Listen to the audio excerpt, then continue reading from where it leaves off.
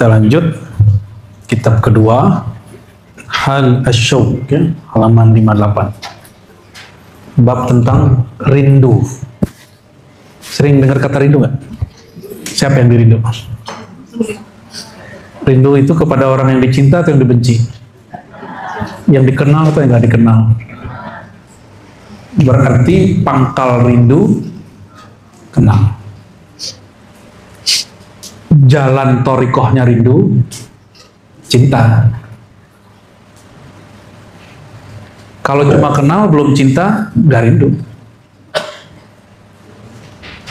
Dan syaratnya rindu apa tadi? Kenal, cinta, terus apa lagi? Ada namanya al-farku, masih terpisah. Ada al-jam'u, ada al-far, masih terpisah, terhijab. Karena orang kalau hadir jumpa selalu, dia nggak perlu rindu. Orang jumpa kok. Berarti rindu itu kepada siapa? Yang dia terpisah. Al-farku. Ya. Nanti ada satu bab di belakang sini. Ini kajiannya nggak tahu nih, nggak kiamat jadi mungkin baru beres nih kitabnya nih. Masih segini lagi, coba ente lihat. Nah, tapi tenang, Buya Yunal itu punya cara menyederhanakan yang ribet, meribetkan yang sederhana. Ya. Jadi judulnya hari ini, malam ini, Hal Asyauq, bukan makom. Hal Asyauq, hal kondisi yang dia bakal berubah, namanya rindu. Syauq, yang pakai syauq bahasa Arabnya ya.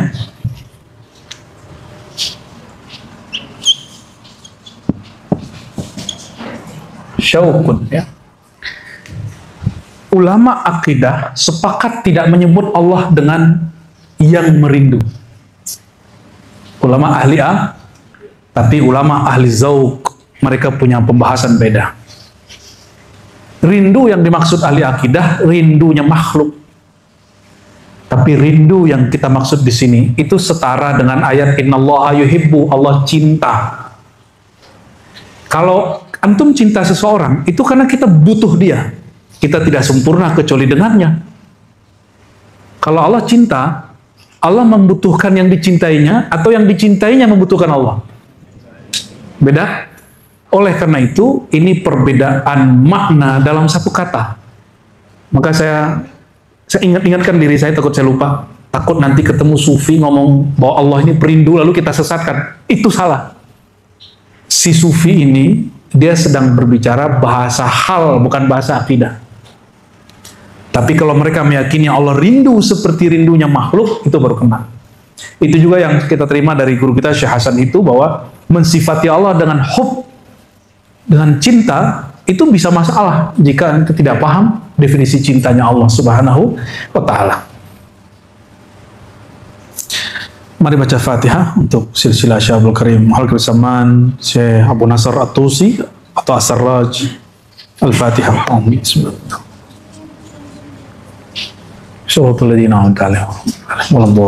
Amin. Semoga hati kita dibuka oleh Allah SWT. Udah ngantuk kan? Nah ya, dikit lagi ya. Ya, satu halaman lah ini. Makanan kolbu. Ini saya lihat kolbunya tadi masih banyak yang kurus. Serius. Tapi malam ini mulai kenyang dikit. Baru dikit-dikit nih kita tambahin lagi ya. Qala Syekh rahimahullah, berkata Imam As-Sarraj, wa halus syauq halun syarif.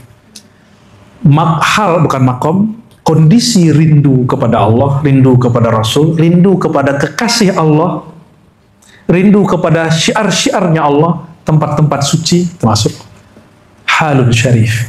Itu kondisi yang mulia. Jadi rindu Ka'bah, rindu ke Sunan Ampel, rindu kemana? Al-Quds, rindu kepada guru, rindu kepada Rasulullah SAW, rindu kepada Allah, halun syarif. Semakin tinggi yang dirindui, semakin tinggi halnya, semakin permanen dia. Ya, kalau kita rindunya apa nih? Rindu sama pasangan nafsu kita kan? Jujur aja. Betul nggak? Betul.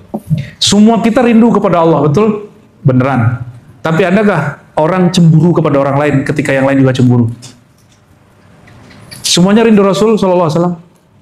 Ketika saya bilang, saya jumpa Nabi, ente bilang, ente jumpa Nabi, ini bilang jumpa Nabi, kan gak ada yang cemburu kan? Itulah ruhiyah. Itulah qalbiyah. Dia kalau cemburu, dia kalau rindu, dia rela yang lain juga rindu. Tapi kalau nafsiyah gak rela dia. Punyaku, yang lain gak boleh. Emang begitu nafsiyah. Itu namanya apa? Nafsiyah.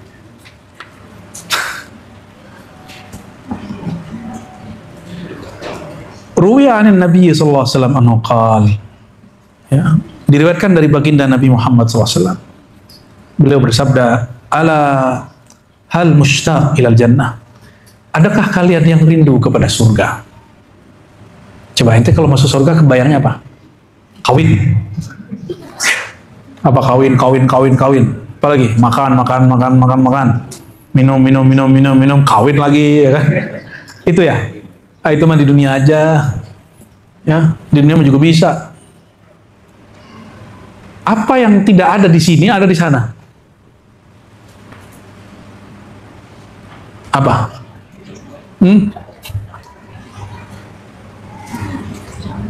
Surga tertinggi namanya Firdaus.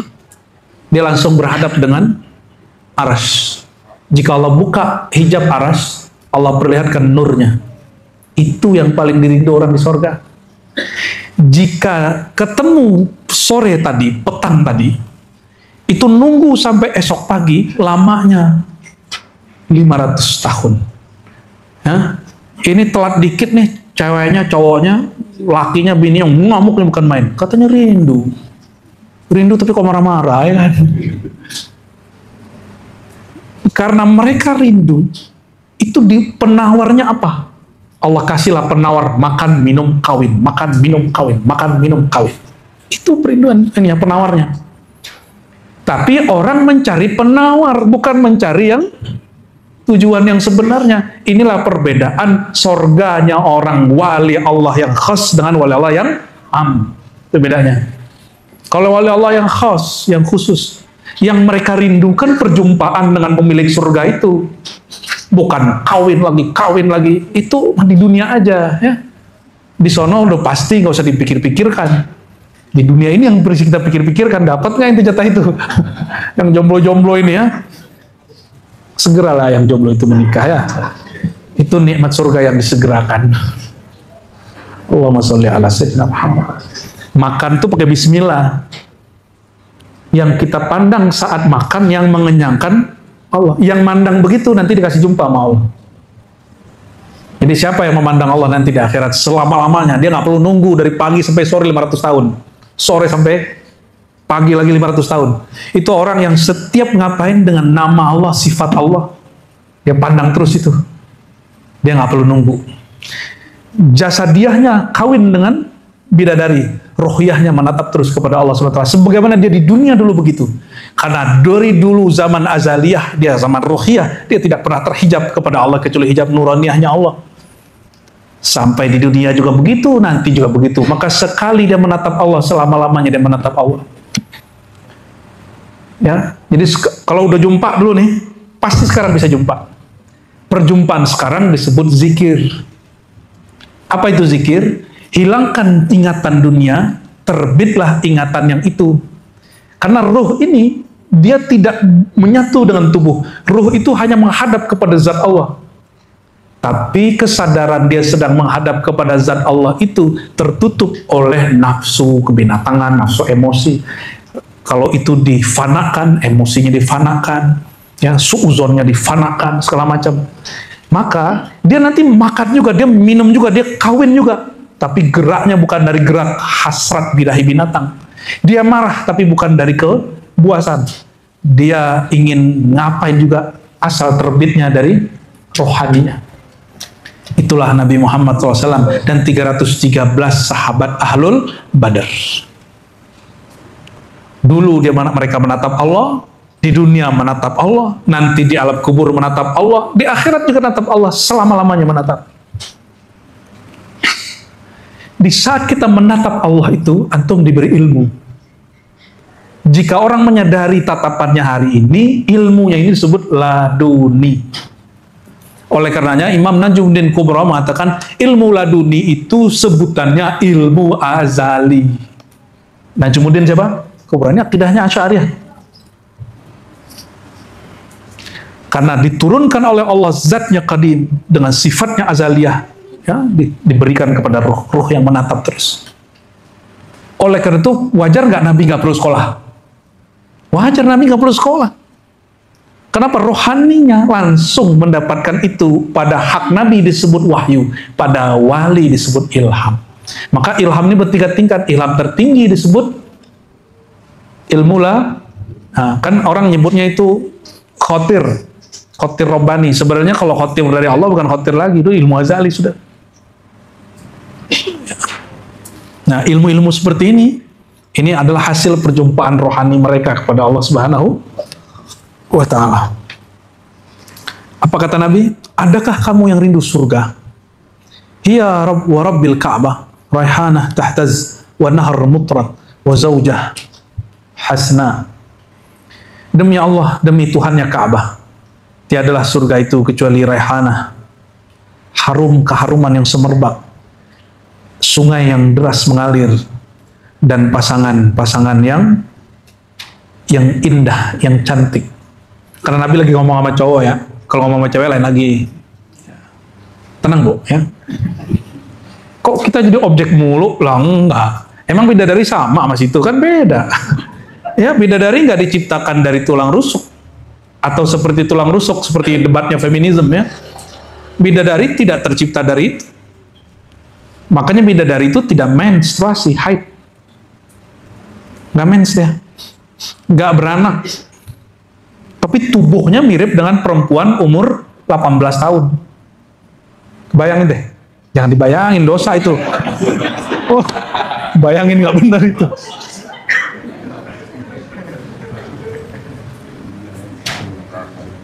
Nanti baca ya, surat Ar-Rahman.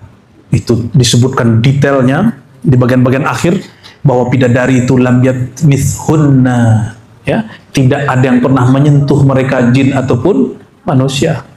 Perawan seperawan-perawannya. Dia nggak pernah ngeliat cowok cakep selain yang dicalonkan untuk dia. Ini hati-hati nih Bun ya. Ini dalam hadis Nabi yang sahih nih. Apa kata Nabi? Jika ada seorang ahli surga, ya, itu sedih atau dihardik atau baper asbab bininya di dunia, itu bidadari ngomel tuh, woi, itu laki gua katanya. Ya, jangan kamu hardik-hardik itu, bau, dia bilang gitu ya. Dia ngomong gitu, karena bidadari itu semuanya harum. Ini nanti ibu-ibu ini nanti kalau ketemu bidadari, sorak-sorakan, bau lo, kata bidadari. Gimana jawabnya coba? Oh, kalian ini berdarah mulu tiap bulan, datang bulan mulu, nifas. Itu omongannya bidadari. Jadi ternyata sifat feminimnya sih sama. La yasar qaumun an qaumin.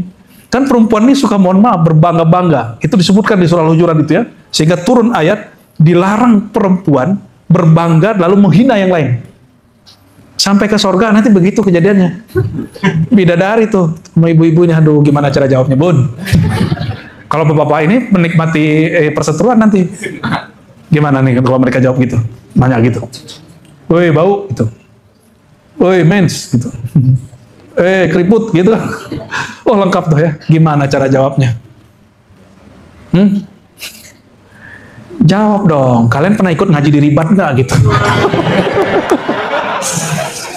Pernah mahal qiyam nggak merindukan sang Nabi?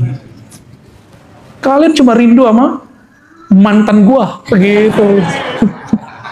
Gituin. Kamu perawan, lam yatmithunna jinnun wala ins, ya, jan wala gitu ya, ayatnya. Nggak ada satupun makhluk yang menyentuhnya. Kalau lakimu itu, aku yang menyentuhnya. Nah, itu ajaran yang tidak benar itu ya.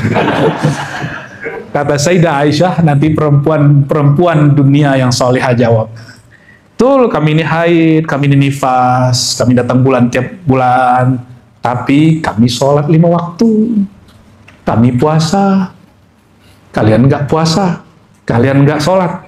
Tahu-tahu udah jadi bidadari. Bidadari itu kan dia nggak pernah kecil, dia segitu aja umurnya.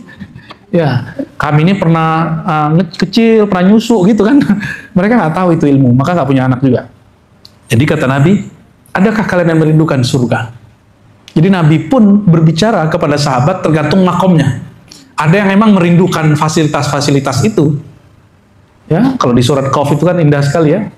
Uzlifatil jannatu lil muttaqina ghaira ba'id. Ya, surga itu disediakan untuk orang bertakwa, tidaklah jauh. Hadza ma tu'aduna likulli awwabin hafiz. Ini surga hanya diperuntukkan untuk awwab hafiz yang datang kepada Allah dan menjaga dirinya. Man khasyar rahmani bil ghaib. Nah, ini babnya ma'rifatnya gitu. Siapa yang disebut muttaqin? Muttaqin itu man khasyar rahmani bil ghaib. Orang yang takut kepada Allah, babnya khasyah bil ghaib, karena dia merasa Allah itu gaib. Beda dengan syauq ini. Syauq ini dia nggak khasyah, dia nggak takut, dia rindu. Beda nggak? Jadi kalau surganya orang muttaqin itu dekat, cuma dia belum jumpa. Kalau surganya perindu, jumpa dengan yang dirindui. Ya. Surga itu yang megang kuncinya siapa? Sayyidina Muhammad SAW. Antum rindu surganya atau rindu yang punya kuncinya? Beneran. Hari ini sholawatnya berapa kali? Katanya rindu, ya. Katanya rindu ya. Kalau betul rindu Sayyidina Muhammad SAW, panggil dia tiap hari. Ya, ini ijma sebagian, bukan sebagian berarti ya, bukan ijma berarti. Anjuran sebagian aulia Allah. Imam Sakhawi sebut di Qaulul Badi, Sya'rani juga sebut, guru-guru kita ya. Syekh Yusuf Nurhani juga sebut. Sekurangnya sholawat para perindu pecinta 300 kali setiap hari. Sudah belum? Sudah belum? Katanya rindu, katanya cinta. Tada'il mahabbah. Ya? Walam tuzhir bisalah alaih. Kalian mengaku cinta kepadanya, tapi kalian malu mengungkapkan salam, rindu, dan cinta kepadanya. Orang kalau senang kan kirim-kirim salam, benar nggak? Betul nggak? Bedanya kalau kirim salam ke Nabi langsung dijawab. Nah nih, saya kan pernah menyampaikan dulu bahwa ada ciri Nabi kalau jawab. Ciri Nabi kalau hadir. Ini karena yang bab ilmiahnya ada teksnya. Imam Najmuddin Kubra mengatakan, ciri Rasulullah itu hadir dalam doa dan zikirmu, tiba-tiba kamu lirih tanpa direncana memanggil namanya. Kita nyebut nama beliau tanpa direncanakan, sholawat gak berhenti-berhenti, tanpa beban. Kalau sudah bisa begitu, itu sebenarnya Rasulullah sedang hadir, cuma kita nggak dikasih kasyaf basariyah. Mungkin dikasih kasyafnya kasyaf rasa. Kasyaf ini macam-macam ya. Ada kasyaf rasa, makna, pandangan, pendengaran, dan kulliyah, semua. Semua yang tadi. Ada yang dikasih pandang, tapi tidak dikasih dengar. Dia jumpa Rasulullah dalam mimpinya, tapi dia nggak dengar Nabi ngomong apa. Ada, datang ke kita nangis-nangis. Ya, ada yang dikasih dengar sapaan Rasulullah, tapi dia nggak lihat Rasulullahnya, Sallallahu Alaihi Wasallam. Ada yang dikasih semua, dikasih rindu, dikasih jumpa, dikasih lihat, dikasih makna.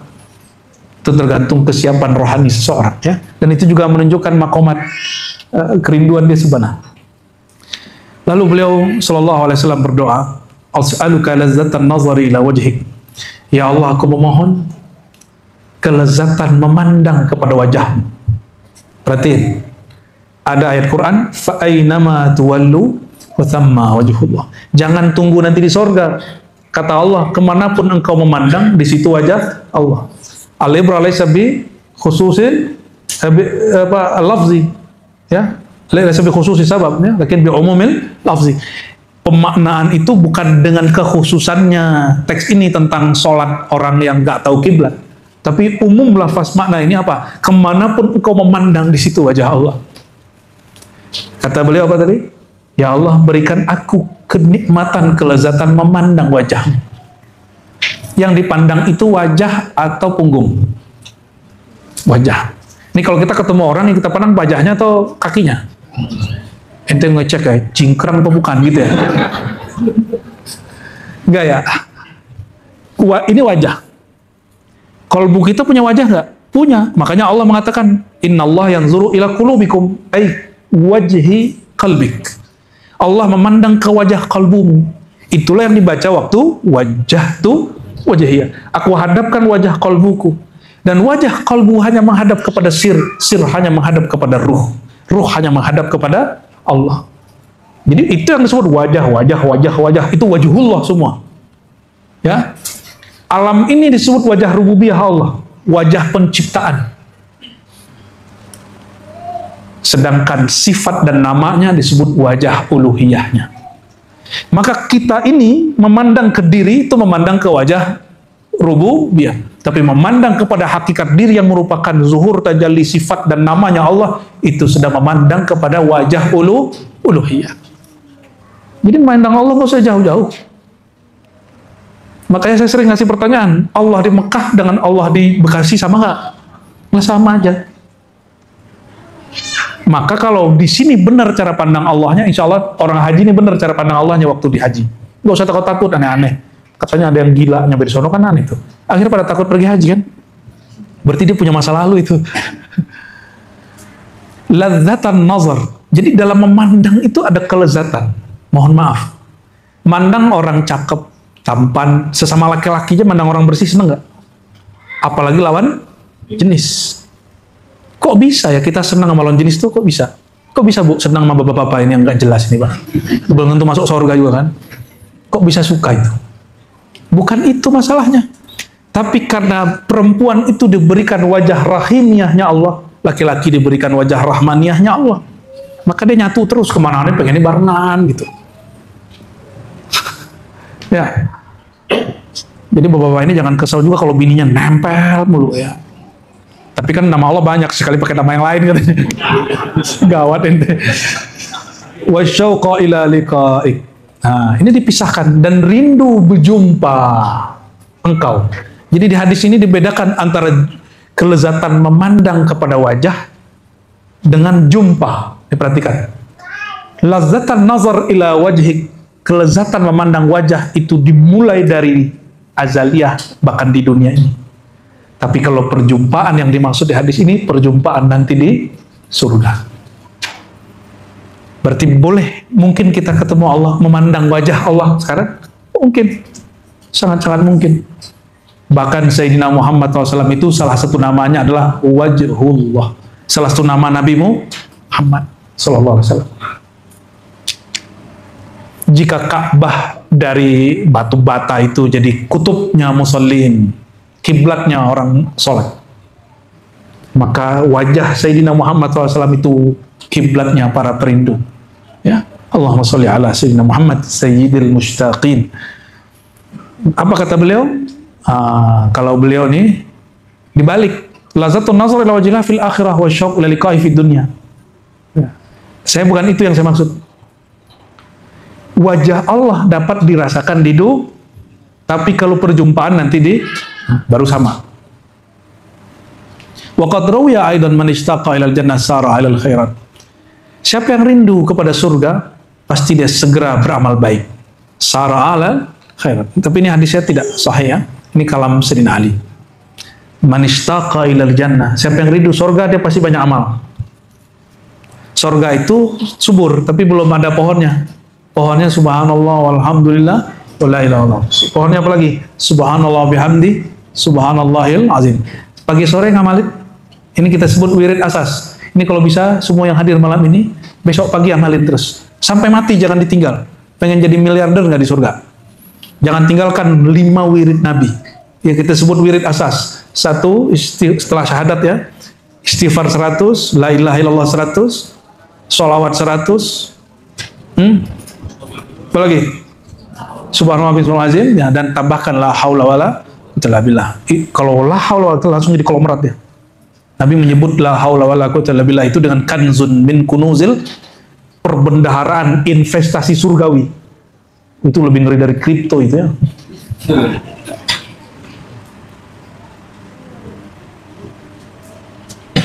Siapa yang rindu surga, dia surga amal malik.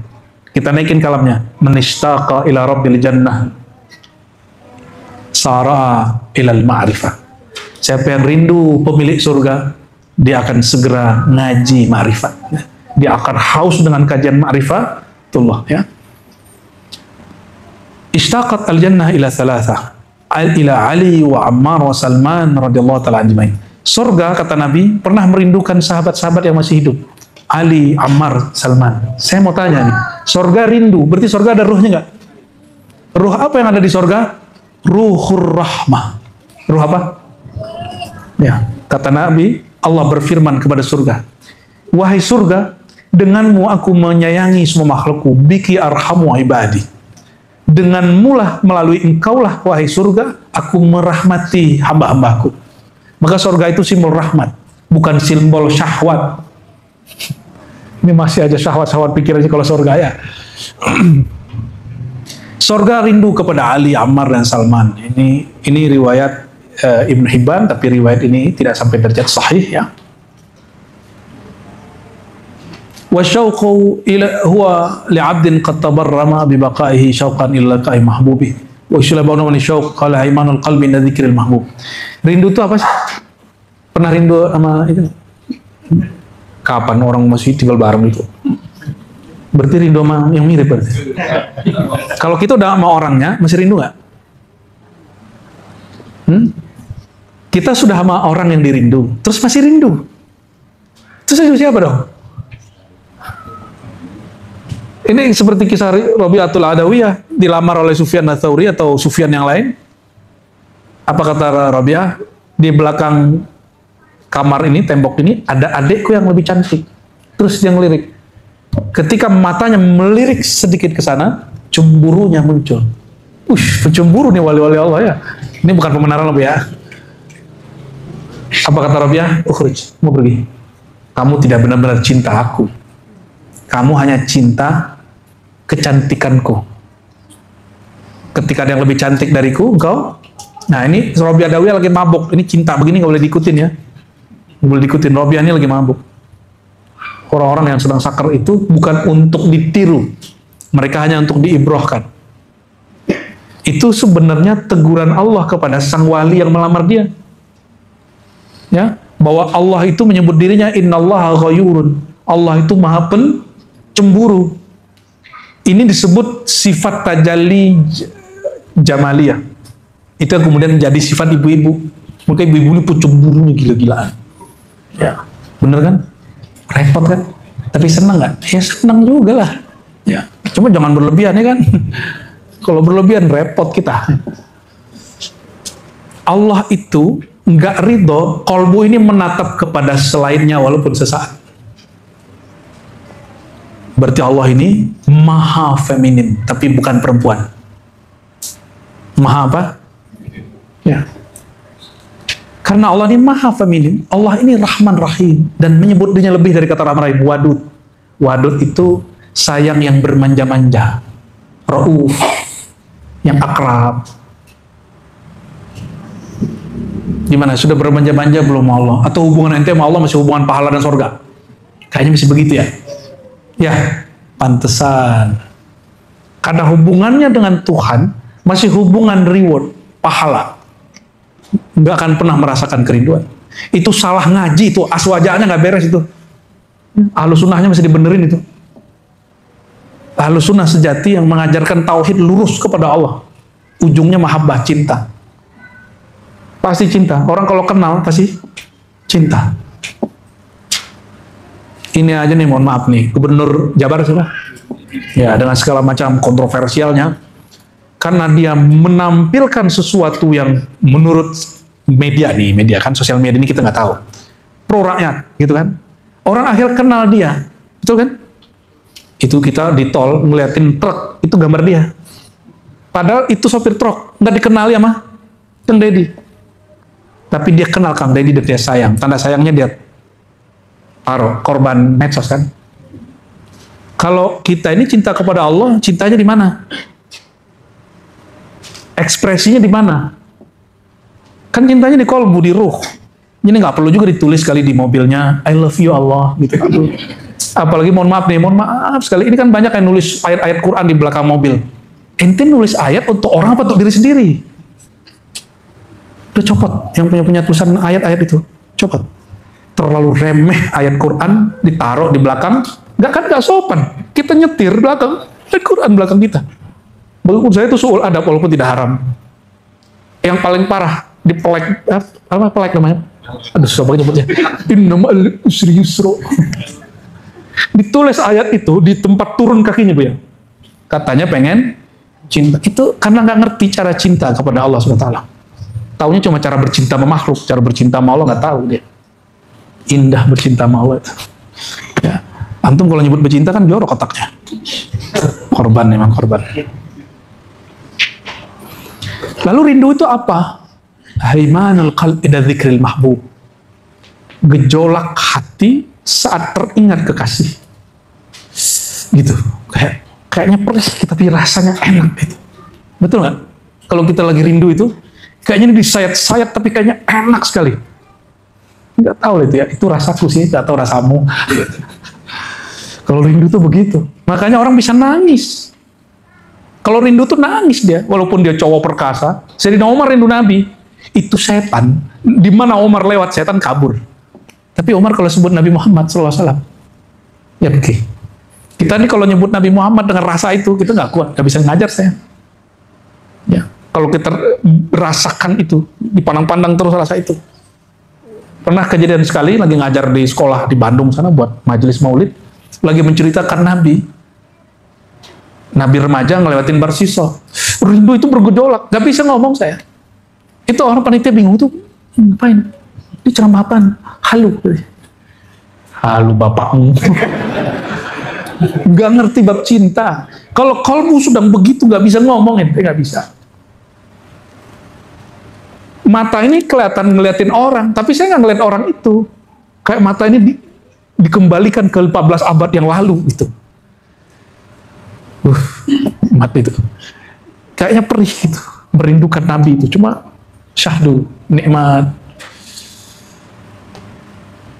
Kata orang Arab, ini kalam dari Ustadz Falah nih, dari Buton ya, dia dapat dari syekhnya dari Mesir. Oh bukan Falah yang ini, bukan. Ini ada Falah juga ini. Inna syauqa yu'adzib. Kata orang Arab nih, semuanya rindu itu menyiksa. Itu rindu nafsiyah.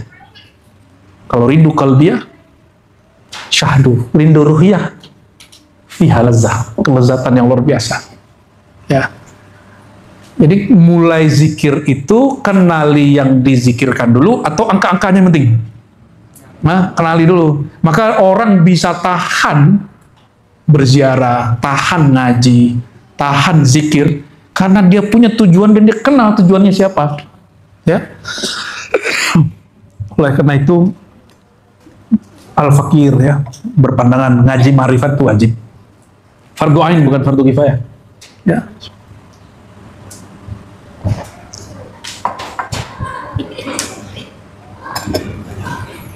Sedikit lagi lah ya, jam 11 tapi nanggung.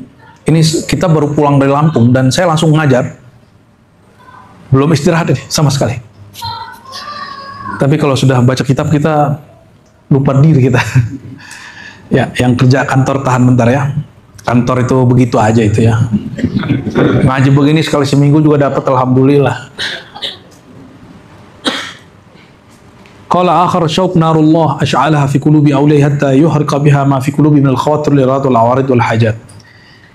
Rindu itu kadang seakan seperti api yang Allah nyalakan di kalbu kekasihnya yang bisa membakar khawatir, lintasan-lintasan, keinginan-keinginan, keperluan-keperluan. Jadi orang kalau sudah rindu itu semua kekat sama dia. Oleh karenanya coba lihat orang yang rindu Ka'bah, rindu Hajar Aswad, rindu Raudhah, itu mau antri sepanjang apapun Raudhah, benar nggak? Karena rindu. Saya diketawain sama guru saya, ya, kayak Rasulullah jauh aja main dia katanya. Maksudnya apa? Ngapain antri begitu? Kasih ke jamaah, kamu udah pernah ke sono, kamu udah pernah jumpa katanya. Biar kasih ke jamaah. Akhirnya kertasnya kita kasih, tiket kita kasih aja. Tapi itu antum nggak tiru, saya tiru. Ya itu guru aneh lagi hal dia halnya hal syauq.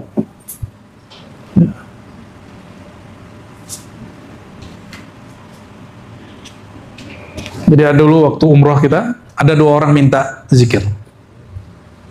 Satu saya bilang, kamu kuat dengan angka tertentu? Kuat. Tak kabur dia. Zikir, angin kenceng, belum nyampe 5.000 udah kabur. Yang satu orang baru tobat.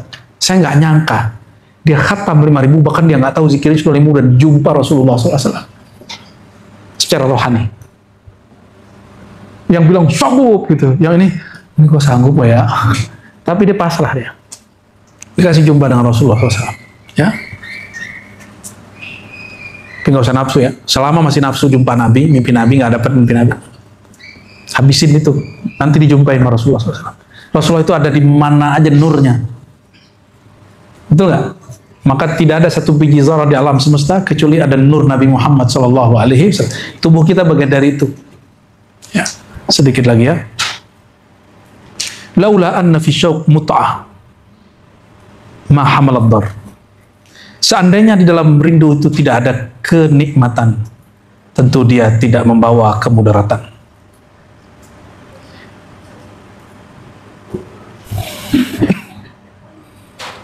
Lalu kita lanjut aja nih, loncat. Ahlu syauq, ada 3 tingkatan ahli syauq, orang rindu. Ini kita jelas. Rindu kita, rindu yang mana? Semoga malam ini naik. Ini bagian penutup ya. Pertama, man ishtaqa ila ma wa'adallahu li auladihi min ats-tsawab wal karamah wal fadl wal ridwan. Rindu kepada reward, kepada pahala, kepada keramat, kepada keajaiban, kepada ya al-fadl, kelebihan, wal ridwan, dan surga. Rindunya masih begitu ya? Masih begitu? Jadi kalau nggak disebutkan duha itu memperlancar rezeki, ente nggak sholat duha, gitu ya? Jujur aja. Ya, kalau nggak disebutkan orang zikir subhanallah bihamdi subhanallah melancarkan rezeki, ente nggak zikir. Jadi zikir buat rezeki apa buat Allah? Buat ingat Allah. Yang benar aja nih. Kata orang kalau baca sholawat al-fatih, semua hajatnya dikabulkan. Ente sholawat karena mau dikabulkan atau karena rindu Nabi? Ini concern kita 2-3 tahun ini sampai kita dibully-bully orang tua, nggak apa-apa. Ya, kita bab rindu. Makanya ketika ada seorang Habib muda, ya, tapi kita udah temenan sih. Itu motong pembicaraan saya nggak dengan cara nggak sopan, tapi kita maafkan. Itu ketika kita membahas ada sholawat, orang sholawat ke Nabi, tapi sholawatnya onta. Ini dia. Ini nggak sama nggak? Onta syahadat ke Nabi, habis itu lapor, ya Rasulullah, perutku, duniaku. Ente nangis-nangis sholawat ke Nabi, terus yang dikadukan apa? Ya Rasulullah, pekerjaanku, anak-anakku, kerjanya apa?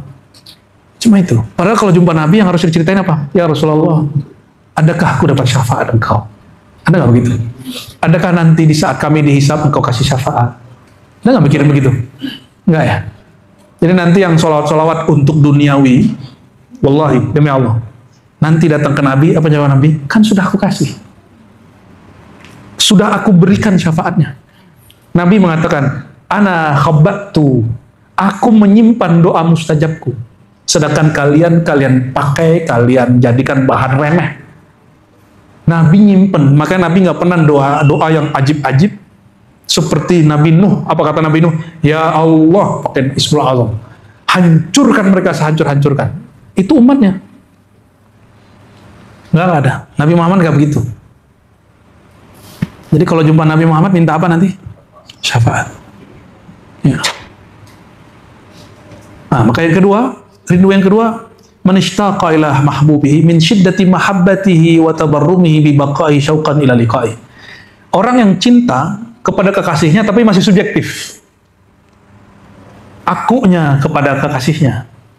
Ntar aku gimana dengan Rasulullah?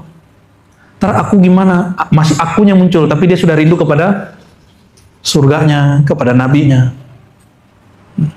Kalau yang kayak tadi minta syafaat masih rindu yang kedua tuh. Tapi lumayan, sudah naik kelas kan? Sudah naik kelas itu. Kalau rindu yang sebenarnya yang mana? Bukan lagi mikirin syafaat. Ini kita naik kelas malam ini ya. Jadi kalau jumpa Nabi secara rohani atau baca salam ke Nabi, bukan hanya minta syafaat.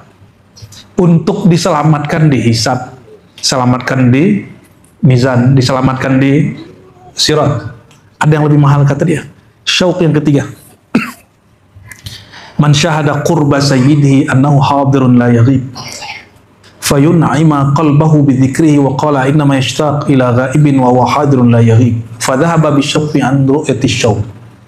Ini rindu yang objektif, ini rindu yang ma'rifat. Rindu yang sebenar-benarnya rindu. Rindu yang sudah nggak melihat lagi dia perindu. Yang dia saksikan adalah hanya yang dirindu. Maunya apa dia? Jadi antum nih kalau benar-benar cintanya tulus, rindunya tulus, yang dikasihinya maunya apa aja suka-suka dia. Udah begitu belum? Apa kata Imam siapa? Busiri ya? Ka'annaka khuliqta kama tasya. Wahai baginda, ini nama makna Al-Habib. Apa arti Habibullah? Ka'annaka khuliqta kama tasya. Engkau itu dicipta sesukamu, wahai baginda. Nabi maunya apa? Itu maunya Allah. Apapun maumu, wahai kasihku, itu mauku, gitu. Itu cinta yang objektif. Rindunya objektif sudah. Cinta kita hari ini, mau ke pasangan, mau ke Nabi, ke Allah, masih cinta aku kepada dia. Belum cintaku lebur, yang ada hanya dia. Habislah asaku, habislah iradah kudrat irbu, habislah mauku, yang ada hanya maumu. Udah gitu belum? Aku nggak mau, nah gitu kan? Ya Allah, kok dapat begini? Ya Allah, ya Allah. Jadi banyak protesnya. Jadi ente nggak cinta Allah, ente cinta diri sendiri. Tapi bisa dijawab, kalau orang ngaji marifat bisa jawab. Tiadalah diri ini kecuali rububiyahmu, ya Allah. Tajalli rububiyahmu, pret. Ya, itu ngeles tapi bener. Allah itu pernah tiada nggak? Oke, kita ulangi. Allah itu pernah jauh nggak? Ini pertanyaan terakhir nih sebelum tutup. Allah itu pernah jauh nggak? Kalau dia tidak pernah jauh, terus kenapa kalian rindu? Kalian rindu siapa? Itu pertanyaan beliau. Kalau dia tidak pernah jauh, wa nahnu aqrabu ilaihi min hablil warid. Kami bakal lebih dekat daripada dirimu sendiri. Berarti engkau belum kenal dirimu, sehingga engkau merindu siapa yang engkau rindu. Oleh karenanya, ikhwah sekalian, karena Allah dekat tidak pernah jauh, dan dia dekatnya kepada hakikat diri, maka mahar untuk mendapatkan rindu yang mutlak yang terakhir ini, wajib mengenal diri yang hakiki. Baru nanti rindu. Rindu itu abadi. Dulu dia rindu pada masa arwah, ruh azaliyah itu, di alam azaliyah itu, ya, ruh menatap kepada sifat dan namanya yang azali, sedangkan ruhnya, ya, rahasia Allah. Sekarang ruhnya merindukan itu lagi. Oleh karenanya, sepakat atau tidak ya, kenapa di luar sana ada 1, 2, 3 majelis, nggak banyak. Mereka bikin majelis sampai jam 3 malam, dini hari, hanya untuk bicarain Allah aja, melepas rindu. Kenapa kata Imam Kusyairi? Tiadalah perindu kecuali dia senang jika berdua-duaan dengan yang dirindui. Ya, makanya perindu-perindu ini ada yang suka kongko bareng, ada yang sukanya berkholwat. Nah, nggak tahu yang mana ini. Jangan ngaku rindu kalau malam kemarin tidak pernah tahajud, tidak pernah witir, ya. Malam tadi witir nggak? Rindu apaan? Pagi sore zikir nggak? Baca sholawat 300 kali nggak? Ya, belajar rindu. Jadi kita hari ini tugasnya apa? Belajar rindu. Bagaimana caranya? Kenali kesejatian diri, kenali hubungan diri ini dengan nama-nama dan sifat Allah. Nanti kita akan jumpa rahasia-rahasia itu insya Allah. Semoga Allah Ta'ala merahmati kita semua.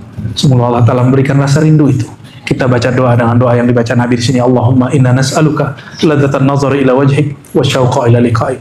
Ya Allah, kami memohon dengan nama Engkau ya Rahman ya Rahim, dengan keindahan nama Engkau ya Rahman ya Rahim, dengan kemuliaan kekasih Engkau Sayyidina Muhammad yang Engkau sebut Raufun Rahim. Ya Allah, kami memohon ladzatan nazar ila wajhik. Berikanlah kami kelezatan memandang kepada wajah-Mu, sehingga dengan kelezatan ini ya Allah, tawarlah semua kelezatan yang lain kecuali hanya merindukan memandang wajah Engkau. Tawarlah semua kerinduan kami kepada makhluk, tawarlah semua kerinduan kami kepada dunia, bahkan kepada surga. Kami hanya rindu kepada Engkau pemilik surga. Tiadalah kami berharap masuk surga kecuali jumpa dengan Engkau ya Allah. Dan kami bermohon ya Allah, nas'aluka ya Allah asyauqa ila liqa'ik. Berikan kami dan abadikan rasa itu ya rindu hendak berjumpa nanti di akhirat kelak. Ya Sayyidana ya Rasulullah, wahai ayahanda rohani kami Rasulullah, isfa'lana, beri syafaat kami agar kami dapat jumpa dengan Engkau. Beri syafaat kami agar dapat jumpa dengan Allah Subhanahu wa Ta'ala. Beri syafaat kami biar kami istiqamah, supaya kami tetap di jalan Engkau, menjalankan syariat Engkau yang mulia. menjalankan hakikat ilmu Engkau yang sangat luhur dan tinggi. Wa tawaffana ya Rabbana, tawaffana muslimin, tawaffana mu'minin, tawaffana muhsinin. Engkau wafatkan kami ya Allah, wafatkan kami dalam keadaan Islam, iman dan ihsan. Allahumma ya muqallibal qulub, ya musarrifal qulub, sarrif qulubana ila nazari ila wajhik. Amin ya rabbal alamin. Rabbana atina fid dunya hasanah wa fil akhirati hasanah wa qina adzaban nar. Wa sallallahu ala sayyidina Muhammad walhamdulillahi rabbil alamin. Inna Allaha wa malaikatahu yusalluna 'alan nabi ya ayyuhalladzina amanu sallu 'alaihi wa sallimu taslima. Labbaik Allahumma salli wa sallim wa barik 'alaihi. Sallallahu ala Muhammad sallallahu alaihi wasallam. Sallallahu ala Muhammad sallallahu alaihi wasallam. Ya Nabi salam alaika, ya Rasul salam alaika, ya Habib salam alaika. Salawatullah alaika. Sallallahu ala Muhammad sallallahu alaihi wasallam. Terima salat kami ya Rasulullah.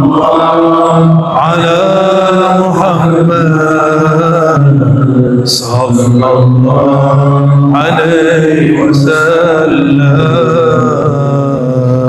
Wassalatu wassalamu alaika ya Rasulullah, ya Sayyidina ya Rasulullah. Terima salawat kami, jawab salawat kami, jangan tinggalkan kami. Isfa' lana ya Rasulullah. Sallallahu alaihi wasallam. Muhammad. Assalamualaikum warahmatullahi wabarakatuh.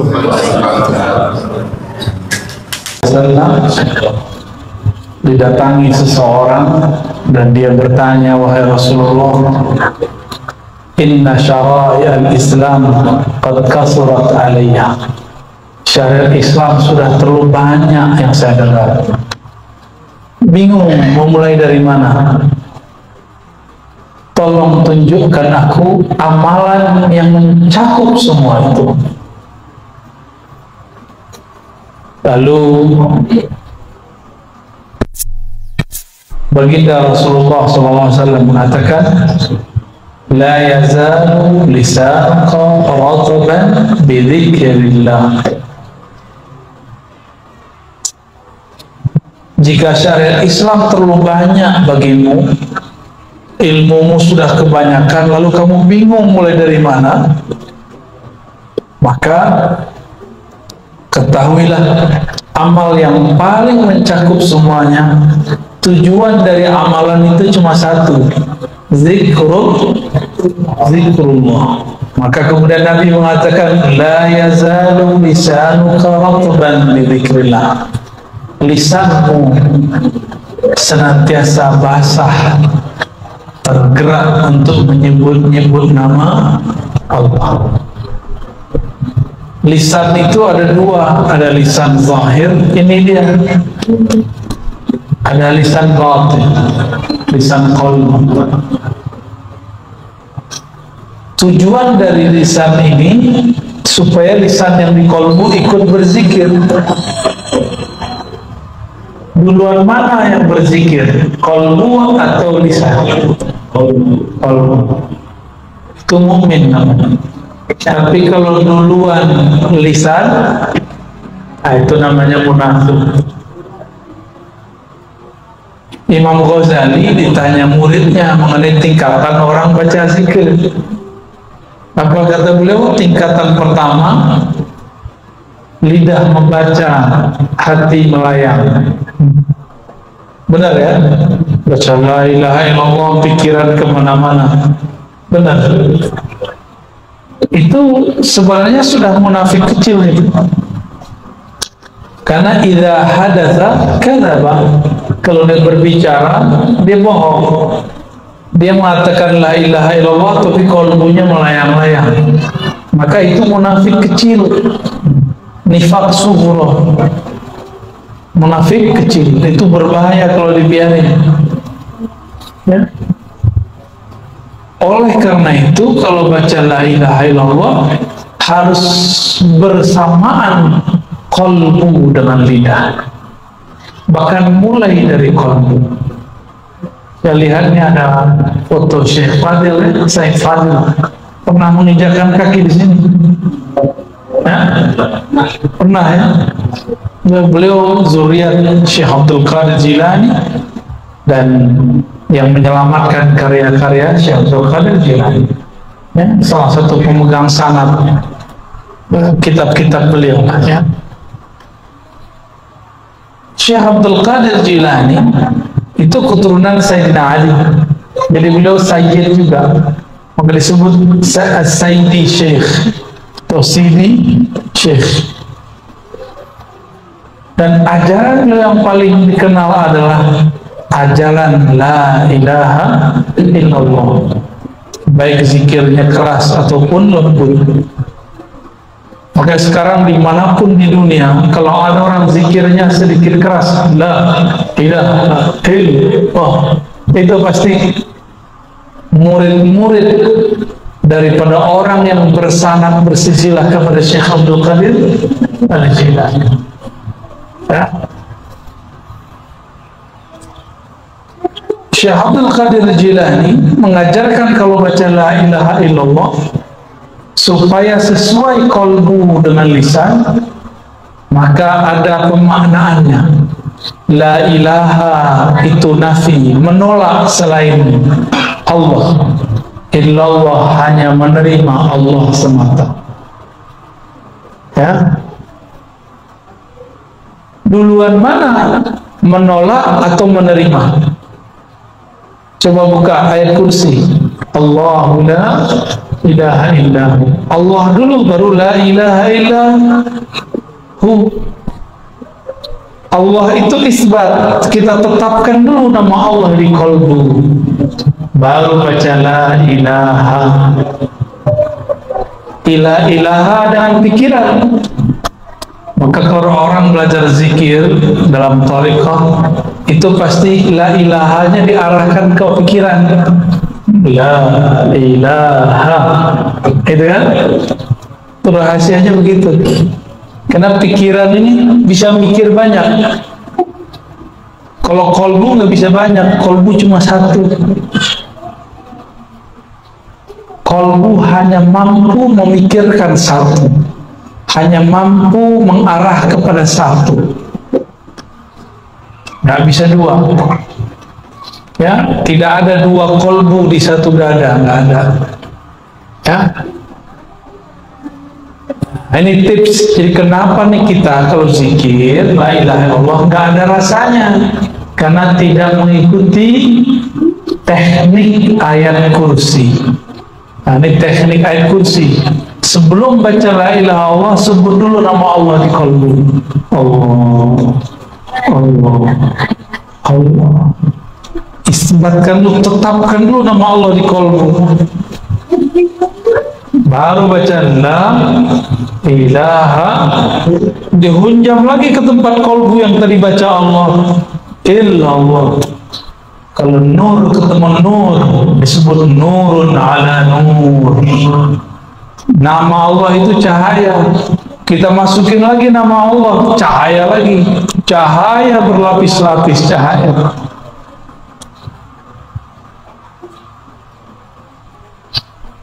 Kira-kira begitu. Ini tips supaya berangkat dari zikir munafik menjadi zikir mukmin. Zikir munafik jadi zikir mukmin. Ya. Kalbu ini terganggu kalau mata melihat. Maka kalau zikir, kata Nabi, ghammid ainaik, wahai Ali, pejamkan matamu. Jadi kalau zikir, mau subhanallah, mau alhamdulillah, mau Allahu akbar, apalagi la ilaha illallah, pejam mata ya. Ustaz, Buya, Syekh, saya kalau zikir pejam mata tambah banyak yang kelihatan. Wah, berarti belum isbat nama Allah di kolbu. Ya? Kenapa ada namanya titik-titik zikir? Untuk memfokuskan kolbu, untuk membatasi pikiran yang melayang-layang. Maka ada namanya titik-titik zikrullah. Ya, kita ini kalau jalan nggak pakai GPS, bingung mau kemana.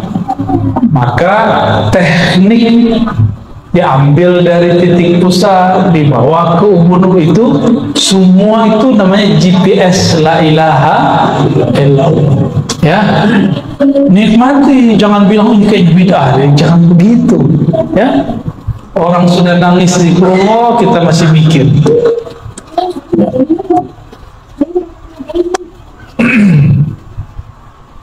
Satu kali Nabi bercerita, nanti kelak di akhir masa, yaitu hari kiamat, pada masa hisab dan mizan, ada seorang hamba dalam track record hidupnya tidak pernah berbuat baik secara zahir.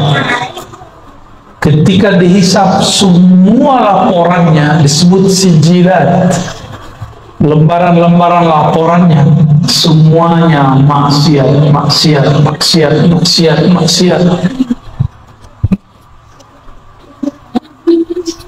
Akhirnya ketika mau ditimbang, apanya yang mau ditimbang? Semuanya maksiat. Sepanjang mata memandang laporan, semuanya maksiat. Pohon lapor, dia maksiat. Binatang lapor, dia maksiat. Malaikat lapor, dia maksiat. Tanah lapor, dia maksiat. Dia diam aja. Ini orang diam aja. Di dalam hatinya menyimpan satu rahasia. Ya. Malaikat azab, dalam hadis Imam Baihaqi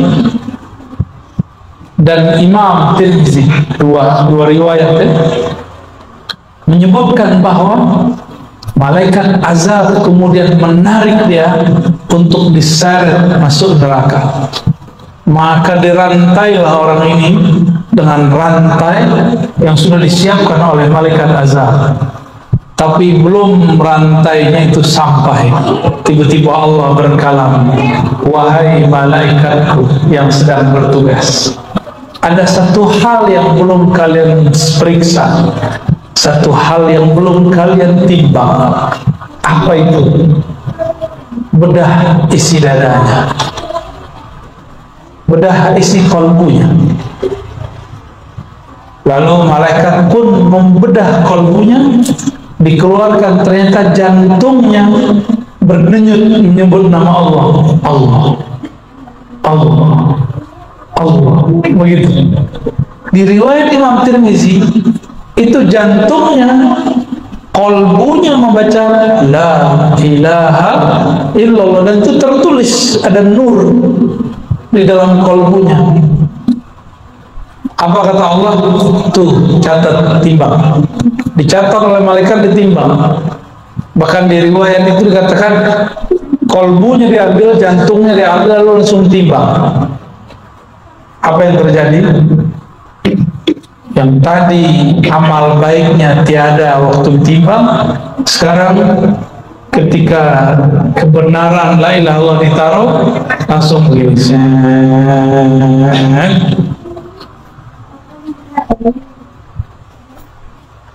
Oleh karena itu Allah pernah berfirman kepada Nabi Musa ketika Nabi Musa mengatakan, ya Allah ajarin aku zikir yang khusus. Allah mengatakan kul la ilaha illallah, baca la ilaha illallah. Kata Sayyidina Musa, itu juga banyak yang amalin ya Allah. Jadi ternyata Nabi Allah itu udah kayak teman ahlullah, keluarganya Allah, udah kayak teman. Ya Allah, ini kan luar biasa, Allah tetangga juga baca la ilaha illallah gitu. ya, sama manjaan dengan Allah Subhanahu wa Ta'ala. Lalu apa kata Allah? Musa, timbang langit dan bumi dengan kalimah la ilaha illallah. Itu masih berat kalimah la ilaha illallah. Maka Nabi Musa langsung sukut, langsung diam. Itu malaikat sama kayak Nabi Musa awalnya, nggak tahu. Ketika ditimbang, semua kesalahannya hilang. Masuk surga apa neraka? Surga. Karena ternyata di dalam darahnya mengalir lafaz la ilaha illallah. Nah, kembali ke, dan ini Nabi mengisahkan masa depan. Kok bisa Nabi mengisahkan masa depan? Ternyata Nabi itu adalah seorang traveler. Apa arti traveler? Penjelajah, time traveler, ya, penjelajah waktu. Kok bisa? Kalau di film-film kan ada mesin waktu. Itu mah terlongayang. Allah berfirman, ana dahru, akulah sang waktu, maka mendekatlah kepadaku. Kira-kira begitu kalau dimanain, ya. Aku akan bawa engkau jalan kemanapun engkau mau. Itu kalau dimanain. Dibawa ke masa lalu, dibawa ke masa depan. Itu biasa kalau kekasih-kekasih Allah, itu biasa, ya. Jadi apabila seseorang memasukkan nama Allah di kalbunya, maka dia akan mendapatkan seperti yang dikisahkan Nabi Sallallahu Alaihi Wasallam. Kalbunya menjadi berkualitas. Para guru, para ustadz, saya lihat ada beberapa ustadz. Kenapa kata-kata kita tidak mengena di kalbu murid? Karena di kalbu ini nurnya belum hidup, materinya belum berat. Untuk membuat dia berat dan membuat senjatanya tajam, maka asahlah dengan kalimat la ilaha illallah. Itu dia akan tambah tajam. Jika ada tabir penghalang, dia akan robek. Jika ada kalimah yang keluar, kalimahnya akan menjadi berat dan tembus langsung ke dalam kalbu, ya. Maka saya memperhatikan guru-guru yang ahli zikir, kata-katanya sederhana tapi tembus ke dalam kalbu. Padahal yang dia katakan sama seperti yang dikatakan orang lain, tapi kenapa ketika guru ini ngomong kok enak di kalbu? Ternyata dia kalbunya penuh isi. Maka ketika dia menembakkan kalam-kalam, di situ ada isi kalimatullah, ya, masuk ke dalam kalbu kita, menjadi sesuatu energi yang luar biasa. Inilah yang membuat kita itu kecanduan ikut pengajian. Kan ada yang ikut pengajian, nggak enak, nggak mau kelihatan. Ada yang ikut pengajian, emang dia butuh, dia rindu. Karena dalam kalam-kalam guru yang kalbunya bercahaya, itu ada penerang. Kalau kita masuk di dalam kalamnya, ada sesuatu rahasia yang berat. Jika masuk ke dalam kalbu kita ikut menjadi berkualitas. Kita ini sering nabung duit, benar ya?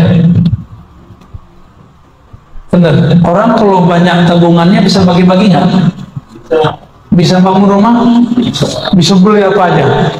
Sama. Orang kalau sering nabung kalimah Allah di kalbu, dia punya tiket khusus kepada Allah. Ya. Dia mau apa aja, tinggal tabungan nama Allahnya dia pakai. Ya. Itu sebabnya aulia-aulia Allah ini la khaufun alaihim wa lahum yahzanun, enggak ada rasa takut. Qulubu auliyaillah bunukul asma wal af'al was sifat. Ya, bunuk, apa arti bunuk? Jamaah dari bank. Kolbunya para wali adalah banknya nama, sifat dan af'alnya Allah. Ya, ke orang-orang yang sudah jadi kekasih Allah, dia nabung nama. Karena kolbunya juga menjadi bank nama Allah, maka dia bisa bagi-bagi nama. Ya, bahkan ada yang lebih dari sekedar bank, dia menjadi seperti orang-orang yang kaya yang sudah bingung duitnya mau diapain, bagi-bagi aja, distributor, terus dibagi ke siapa aja. Jadi kalau orang mulai bekerja umur 20-an, umur 30 udah nanjak karirnya, umur 40 sudah sukses,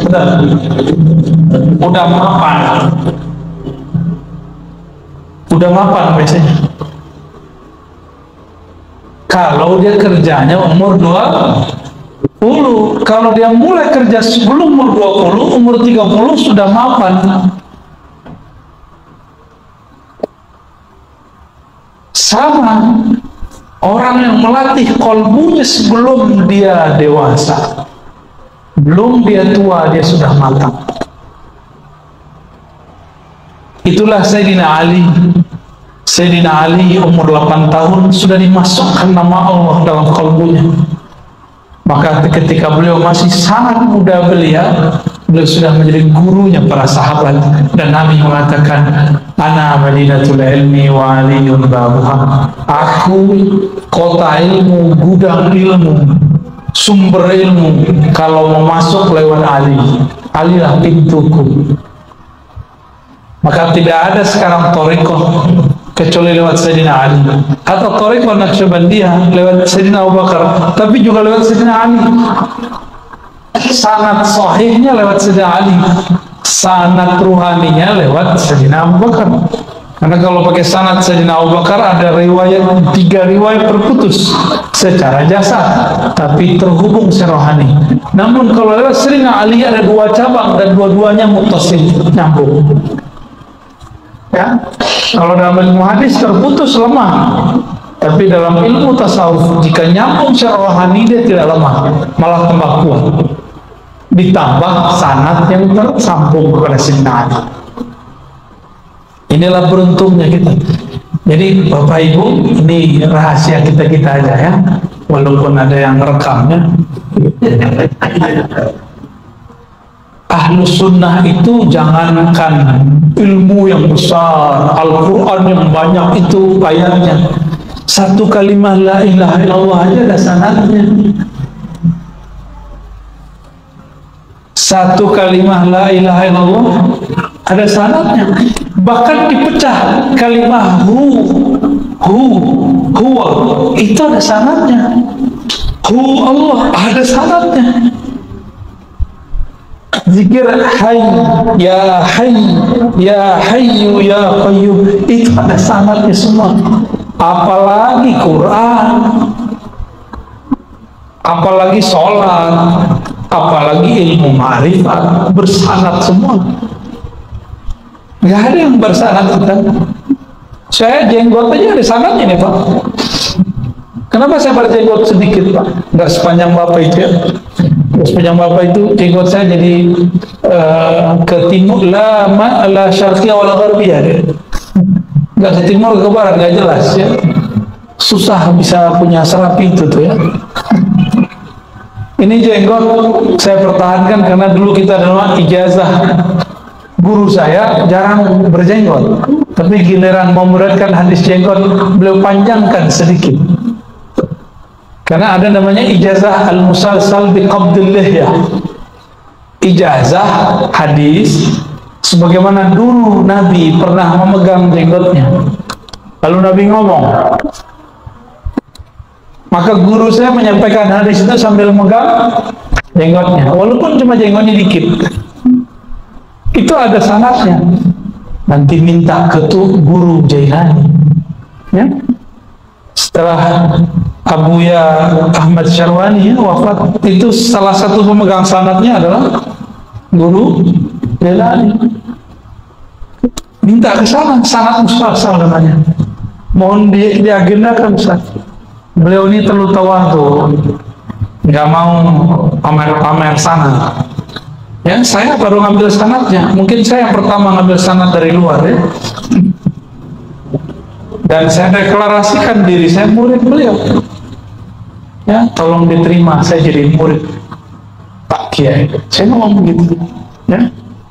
Dan itu tidak membuat diri saya hina. Jadi kita kalau jadi murid orang justru itu menambah kemuliaan rohani. Kalau sebagian orang kan gengsi, masih muda gitu. Itu nggak sopan tuh ngomong begitu ya.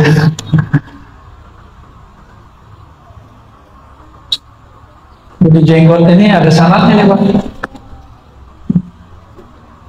Hampir kalau celana nggak ada sanadnya. Nih beda ini. Kalau ini ada sanadnya. Tasbih aja nih ada sanadnya. Ini ada sanadnya. Jadi nggak ada kita punya amal kecuali kita bersanad lah dituduh bid'ah.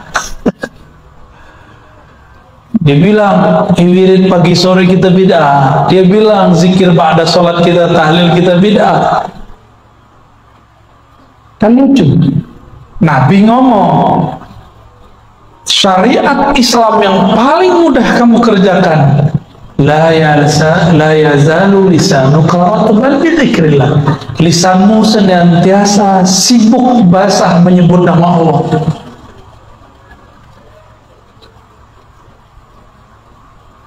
Di akhir surat Al-Jumu'ah, di mana ayatnya? Gimana ayatnya? Fa idza qudiyatis shalah fantashiru. Ya, terus ya, kawan kita pakai ayat itu dalil untuk membantalkan zikir ba'da sholat. Kan kacau itu Pak. No, ayatnya apabila selesai sholat Jumat maka langsunglah kamu bertebaran mencari rizki Allah. Ya salah. Kalau mau berdalil jangan pakai terjemahan. Ya, kita mentafsir saja itu ada sanadnya, disebut tafsir bil ma'thur. Gak boleh asal-asal ngomong. Jika selesai sholat fantashiru, maka bertebaranlah. Ini dalil bahwa pada sholat gak boleh berzikir. Bid'ah mimpin zikir. Kata kawan, kita tanya sama dia, boleh nggak mentakwil, mentaksir dengan rohyu dan akal pikiran? Oh nggak boleh. Kita tanya balik, kamu tahu tafsir itu dari mana? Oh itu dari teksnya. Ah, berarti dia pakai akal-akalan. Yang ngerti mana ayat ini siapa? Rasulullah Sallallahu Alaihi Wasallam. Rasulullah pada sholat Jumat langsung bertebaran atau zikir dulu? Zikir dulu. Tapi ada dua riwayat yang berbeda. Sayyidah Aisyah punya riwayat beliau tinggal di rumah. Kata Sayyidah Aisyah, Nabi kalau pada sholat baca istighfar lalu Allahumma anta salam dan balik. Kata Sayyidah Aisyah. Tapi kata Sayyidina Abu Hurairah, kata Sayyidina Abdullah bin Umar, kata Sayyidina Abdullah bin Abbas, Abu Sa'id Al-Khudri, Jabir, Ibn Mas'ud, semuanya sepakat meriwayatkan Nabi kalau pada sholat itu zikirnya beragam. Ada yang istighfar ini, ada yang istighfar itu, ada Allah mantas salam, ada yang la ilaha illa syarikalah, Allahumma la mana lima a'taita, ada yang zikir Fatihah, ada subhanallah 3 kali, ada subhanallah 5 kali, begitu beragam. Oleh guru-guru kita dulu, ketika Tuan Guru Syekh Muhammad Arsyad Al-Banjari pulang dari Madinah, maka dia ajarkan murid-muridnya ada namanya perukunan. Benar? Di perukunan itu amal orang Madinah dulu. Jadi kalau kita datang ke tempat-tempat orang tua-tua lama di Madinah, itu zikirnya sama seperti yang ada di perukunan. persis sama, nggak jauh beda. Astagfirullahaladzim, la ilaha illa huwal hayyul qayyum wa atubu ilaih. Ada semua. Ada semua. Habis itu Allah manta salam, habis itu la ilaha illa syarika, habis itu Fatihah, ayat kursi. Ya, benar nggak? Habis itu surah Al-Imran, ya. Inna dina indallahil Islam. Habis itu baru tasbih 33, alhamdulillah 33, Allah Akbar 33, tahlil. Ditutup dengan asyhadu an la ilaha illallah wa la syarika lah, ilahu wahidahu wa rabban syahidillah. Semuanya itu amalan mereka semua. Dulu diamalkan oleh orang Madinah. Sekarang di Masjid Madinah amal itu sudah tidak ada. Pindah ke Pulau Kalimantan, ya. Pindah ke Balikpapan. Udah dibuang oleh mereka. Maka kita nggak boleh bercerita tentang Nabi satu riwayat. Ada kaedahnya. Jika riwayatnya tentang isi rumah tangga, amal Nabi di dalam rumah, maka riwayat istri-istri Nabi lebih sahih. Contoh, cara Nabi buang air kecil, cara Nabi mandi, cara Nabi tidur, amal-amal yang dilakukan di Madinah, di ruang rumah. Maka riwayat istri-istri Rasulullah SAW itu lebih kuat. Adapun jika riwayatnya berkaitan dengan luar rumah, maka riwayat sahabat dianggap lebih kuat. Nah, ini ada ilmunya, ya. Ada kaedah-kaedahnya begitu. Al-Imam Al-Hazimi, Abu Bakar Al-Hazimi Al-Hafiz Al-Syafi'i, itu punya kitab yang Al-Iktibar fi Nasikh wal Mansukh. Beliau menyebutkan 50 cara menyelesaikan riwayat-riwayat yang berbeda-beda. Salah satunya ketika Aisyah mengatakan Nabi baca astagfirullah, Allah mantasalam, lalu pulang, dengan riwayat-riwayat sahabat-sahabat yang lain. Itu beliau punya kaidah bahwa yang kuat adalah zikir yang banyak. Tapi sesekali jika sibuk, beliau selesai langsung pulang, ya. Kalau orang sering menyebut-nyebut nama Allah, maka nama Allah itu menjadi kredit, menjadi kekuatan, menjadi tabungan dalam kalbunya. Jika dia sudah menampungnya lama,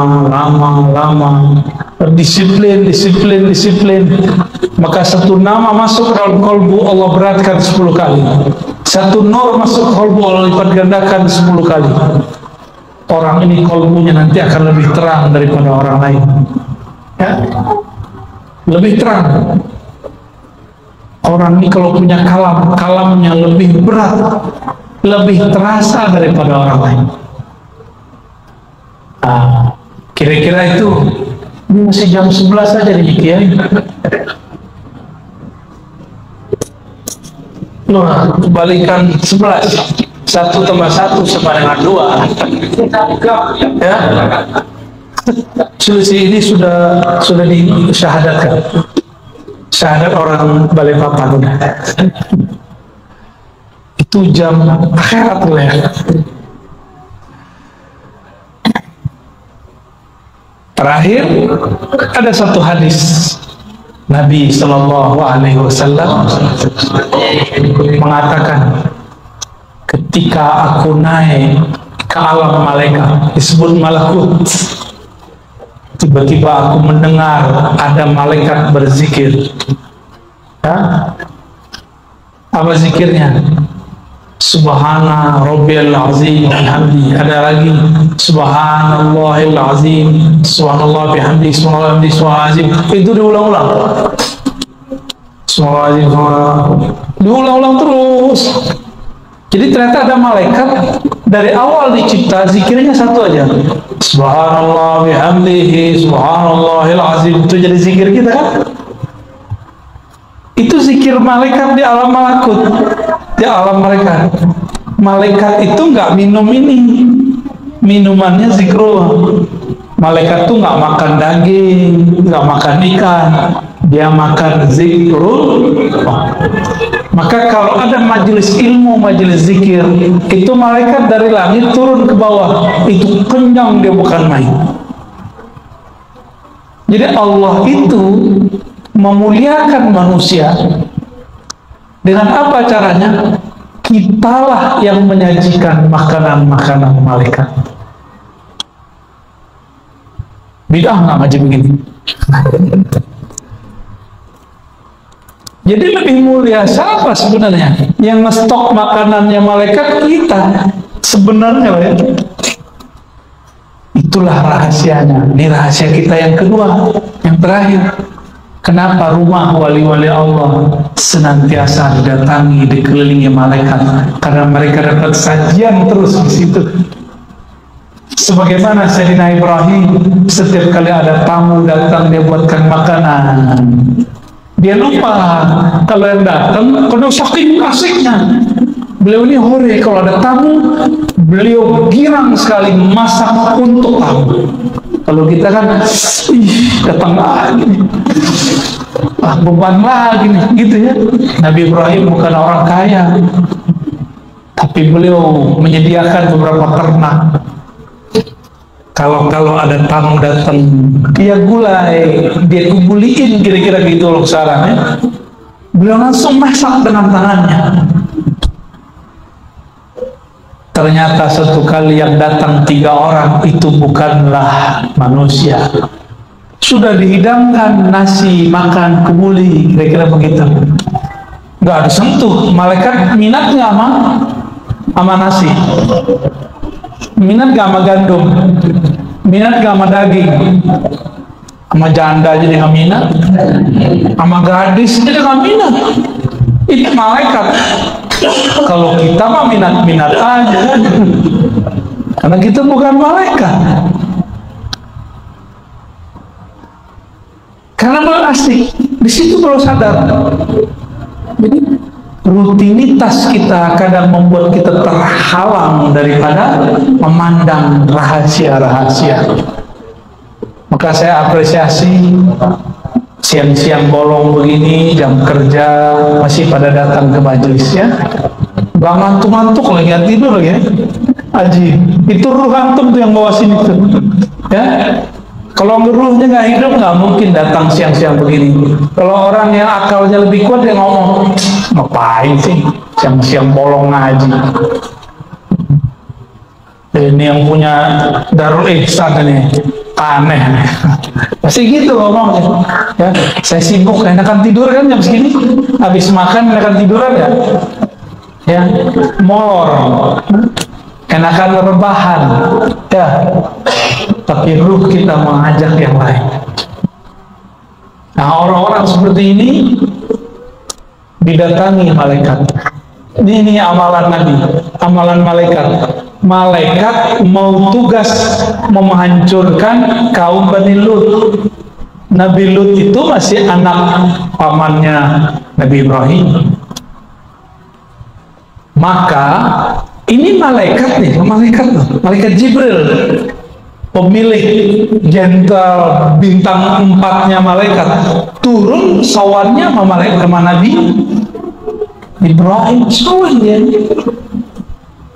Maka ini sunnah, kalau kita sampai di satu negeri, satu kampung, kita bilang kepada orang yang membawa, bawa saya kepada kiai tua, kiai sepuh, ulama bersanad. Ini sunnah. Ya, terima kasih tadi panitia ya sudah membawa saya kepada Kiai Jailani, ya pewaris sanadnya Kiai Ahmad Syarwani dan anak-anak beliau tadi, ponakan beliau tadi. Ya, Al-Banjari tadi namanya. Syukran. Semoga pesantren ini dapat keberkahan Kiai. Ya, amin. Amin ya rabbal alamin. Ya, wassalamualaikum. Nabi memerintahkan ahibbu ahla baiti hubban, cintai ahlu baitku karena cinta kepadaku, karena di darahnya ada darahku. Cinta aja, bukan berarti harus ikut dia.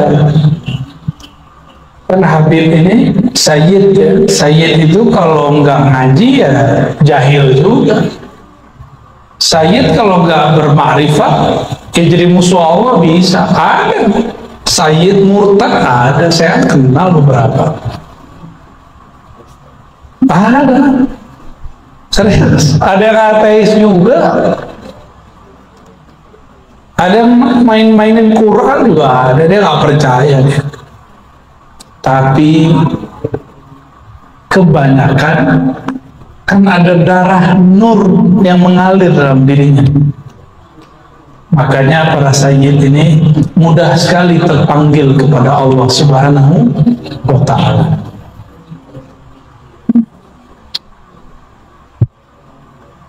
Zuriat Nabi itu ada dua jenis. Ada jenis nasabi, ada tiga ya. Tiga jenis, nasabi, ilmi, satu lagi ruh. Tiga. Nasab jasad, nasab ilmu, ada nasab ruh. Kalau nasab darah ya jadi sayyid, lahirnya jadi sayyid. Kita yang bukan As-Segaf, yang bukan Al-Aidrus, bukan Al-Haddad ya, bukan Bazar'a, bukan fam itu jangan coba-coba, bukan Al-Hamid, jangan coba-coba pakai itu ya. Maka tidak boleh menghabibkan, mensayyidkan orang yang belum pasti zuriat Nabi SAW. Tapi ada jalur lain, yaitu ilmu. Ini yang dijaga oleh ahli hadis, ahli Quran, ahli fiqih ya. Mereka jaga sanad itu. Makanya saya salah satu orang yang ingin termasuk bagian dari mereka. Setiap masuk satu negeri, jika panitianya mengerti maksud saya, pasti dihantar ke guru tua yang bersanad ya, biar kita ambil silsilah ilmunya dari fulan, dari fulan, dari fulan, dari fulan. Jadi kalau sanad nasab darah bin binti. Kalau ini an dari fulan, dari Rasulullah SAW. Ada satu lagi ruh. Kalau ruh ini langsung Rasulullah. Itulah yang disebut wali, kutub, wali abdal. Ruh langsung ke Rasul. Ya. Kalau ulama cuma dapat nurnya. Kalau ini langsung ruhnya, pangkat kewaliannya, al-aqtab, kutub, ataupun jadi di depannya itu bukan Habib, al-kutub atau al-abdal ya, waliullah itu. Tapi itu nggak boleh digede-gedein ya, jangan ditulis spanduk al-kutub kiai apa Sontoloyo. Jangan coba-coba nunggu mati itu. Ya. Jangan klaim sayyid aja nggak boleh kalau bukan sayyid. Apalagi klaim wali, padahal belum jadi wali. Wali ngerti dia wali. Dia tahu dia pengangkatan dirinya, dia tahu dia wali kotanya diangkat. Ya. Masa wali Allah nggak diangkat, nggak ngerti ilmu kewalian, uskut. Oh, semua orang beriman wali. Itu wali am. Ada wali khas, wali yang spesial. Ya, Nabi aja 124.000, ada yang khas. Para Rasul 313, ada khawasul khawas 25, ada khawas-khawasnya lagi 5. Ada pemegang semua khawasnya satu, Sayyidina Muhammad sallallahu alaihi wasallam. Ya. Apa kata Nabi ketika ada seorang sahabat bertanya, Abu Zar atau Abu Darda, Ya Rasulullah, nanti engkau di mana, saya di mana? Saya di surga. Apa kata Nabi? Nabi ngerti maksud dia. Dia pengen bersama Nabi. Jawaban baginda Nabi SAW, anta ma'aman ahbabta. Kamu, wahai sahabatku, di sorga nanti, walaupun amalmu tidak banyak, ilmumu tidak tinggi, tapi engkau akan bersama yang kau cintai. Dari tiga tadi, yang mana yang paling cepat? Kalau orangnya gabung tiga-tiganya, udahlah sayyid, udahlah alim, ruh, itu yang disebut wali kutub, khawasnya kutub. Ada juga wali kutub tapi tidak sayyid. Ada banyak, zaman sekarang ini tambah banyak, karena sudah banyak wali-wali Allah wafat. Coba tanya di Hadramaut, banyak wali sudah wafat. Coba tanya di Palembang, tanya di Betawi, Habib-habib, kiai-kiai di Jawa, banyak yang sudah wafat. Kiai-kiai di Jawa itu keturunan Azmat Khan kebanyakan, nggak semua. Ini zuriat Rasulullah juga. Cuma karena nasab ini kan mirip ilmu hadis. Jika tidak kuat, maka hadisnya dhaif, maka sayyidnya dhaif. Paham maksudnya? Jadi ada orang Azmat Khan, dia tidak bisa membuktikan sanadnya nyambung, maka dia sayyid munqati'. Sayyid tapi jalurnya terputus, maka sebenarnya nggak boleh disebut sayyid. Mending nggak usah, berbahaya. Tapi jika bisa membuktikannya, sebut, ya, boleh tulis namanya sayyid. Jadi cintai wali. Jangan cintai saja seorang ahli nasabnya, dia nggak cukup, tapi nur yang ada dalam dirinya. Karena engkau cinta kepadaku, cintailah mereka. Jadi jangan fokus ke mereka, fokusnya ke nabinya. Karena Habib ini macam-macam juga, ya. Ada Habib bertorikot, ada Habib anti torikot, ada Habib pergerakan, ada Habib beda pergerakan, ada Habib A, ada Habib B, semuanya Habib. Ya. Jangan dikira kalau ada seseorang anti dengan perkara satu Habib terus dia anti Habib. Enggak, dia mungkin punya Habib yang lain, ya, benar nggak? Ya, Habib Fulan udah beda sama Habib Fulan. Kalau kita sedang sama salah satunya, bukan kita anti yang lain, enggak. Nah, ini harus digarisbawahi, ya. Maka cintai Habib bukan berarti fanatis kepada Habib. Terus kita membenarkan semua dia, enggak. Mereka manusia biasa kok. Bedanya di dalam dirinya ada damun Nabi. Selama masih ada tiga golongan ini di bumi, tidak terjadi kiamat. Tiga, ya. Ahlul bait, ahlul ilm, ahlul ruh. Tiga ini kalau masih ada mereka, nggak ada kiamat, ya. Wallahu a'lam bis-shawab. Cukup. Ada ibu-ibu satu. Oke, satu, ya, silakan. Assalamualaikum warahmatullahi wabarakatuh.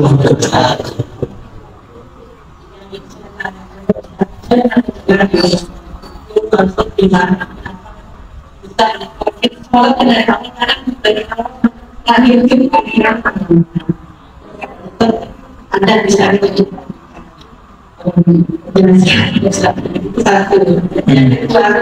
kalau kita sudah sering mengikuti kajian dari dunia, maka itu kita sudah. Terima kasih. Assalamualaikum warahmatullahi wabarakatuh. Sholat kok pikiran banyak, katanya ada cara cepatnya. Ya, cara cepatnya sebelum sholat, ingat-ingat dulu kita mau nyembah siapa. Kenali dulu dia, kita mau nyembah siapa. Kalau kita kenal dengan yang akan disembah, langsung gemeteran di dalam. Karena kita nggak kenal siapa yang kita sembah, maka kita banyak pikiran. Siapa ya? Saya banyak yang datang. Jadi kenali yang disembah, pasti engkau khusyuk dalam beribadah. Gitu ya? Gitu Bu ya, ringkasnya gitu. Lalu gimana caranya? Ya datang dong ke ahlinya. Tidak semua kiai itu ahli ma'rifat. Ahli ma'rifat cuma wali Allah. Wali Allah itu ada yang terkenal, ada masyhur, ada yang mastur. Pintar-pintarlah mencari. Karena kita tidak mengerti, tanyalah kepada Allah. Sholatlah istikharah, sholat hajatlah, nanti Allah kasih unjuk. Ya, bertanya kepada yang alim.